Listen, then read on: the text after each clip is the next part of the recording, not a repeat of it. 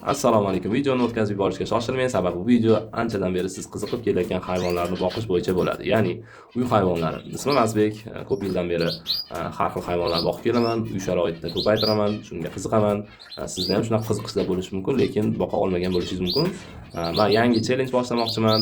400 ming so'mga misol uchun bir para kanareyka beradi, 2 para valnisli qushnoqsiz bo'ladi yoki bo'lmasa bunaqangi 5 juft amadinka qushlardan olib ko'paytirsangiz bo'ladi.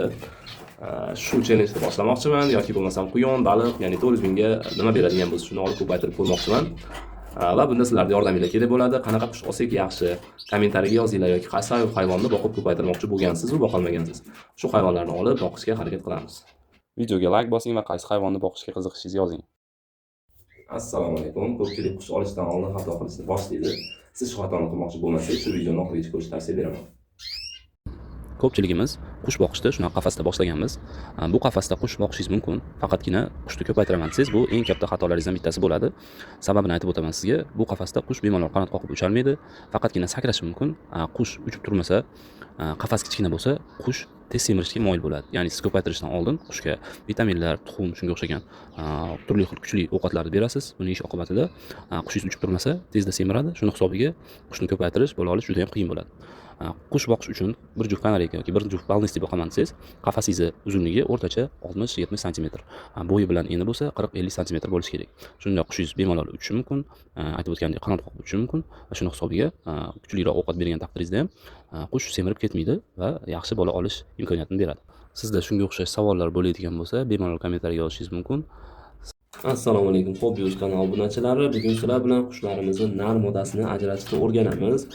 Nar modasini ajratish mumkin bo'ladi o'rtacha 5-6 oy atrofida bo'lganda qushlarimiz, chunki maladoyligida, yoshligida, 2-3 oyligida juda ham ajratish qiyin. Hozir men qo'limga tayyor qilib modamizni ushlab olganman birinchi ajratish uchun. Mana modamizni ko'rib turibsizlar, orqa tarafini olasizlar va fudab ko'rsalar ham bo'ladi. Ko'rganlaringdek hech qanaqa ishib chiqqan joyi yo'q. Qara nimaga o'xshaydi? Qovunga o'xshab turadi xullas. Hech qanaqa ishib chiqqan joyi bo'lmaydi buni. Endi men sizlarga hozir narini ushlab ko'rsataman. Mana endi qo'limizga narimizni oldik. Narimizni ham xuddi shunaqa orqa tarafini sekin o'girib turib fudab ko'rsalaring bo'ladi. Fudaganda mana yaqqol katta bo'lib ko'rinib ajrab turibdi. Bu o'sha erkakligidan dalolat. Shunaqa qilib ajratsak bo'ladi nar modalarimizni. Videoga like bosing va qaysi hayvonni boqishga qiziqishingizni yozing.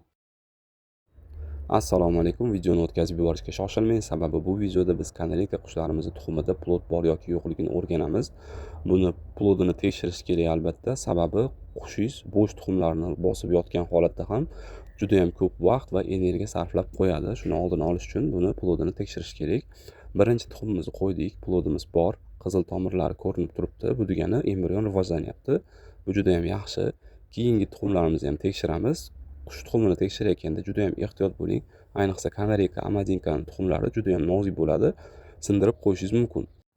Kanareyka qushlarimiz bolani 14 kunda ochib chiqishni boshlaydi. Demak, o'sha kunga yaqinlashgan vaqtda siz xonadagi namlik darajasini oshirishingiz kerak. Bu jo'jalarni hammasini ochib chiqishiga yordam beradi. Video sizga yoqqan bo'lsa like bosing, kommentariyada o'z fikrlaringizni qoldiring. Shunaqa maslahatlarni qo'yib yubormaslik uchun kanalimizga obuna bo'ling.